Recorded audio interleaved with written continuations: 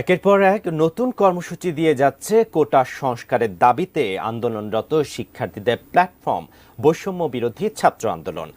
আগের দিন ৯ দফা দাবি আদায়ে লাল কাপড় মুখে ও চোখে বেঁধে ছবি তোলা এবং অনলাইনে প্রচার কর্মসূচি ঘোষণা করে তারা। এর ঠিক একদিনের মাথায় আরও এক অভিনব কর্মসূচি ঘোষণা করল আন্দোলনকারীরা, যার নাম দেয়া হয়েছে মার্চ ফর জাস্টিস। কি আছে তাদের এই কর্মসূচিতে জানাচ্ছেন সহকর্মী শাহাদাত রিফাত।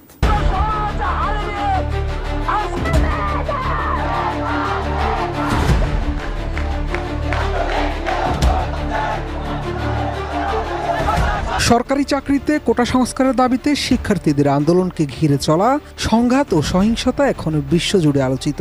জানিয়ে বিপাকে রয়েছে সরকার। একের পর এক পদক্ষেপ নিয়েও পুরোপুরি থামানো যাচ্ছে না শিক্ষার্থীদের এই আন্দোলন।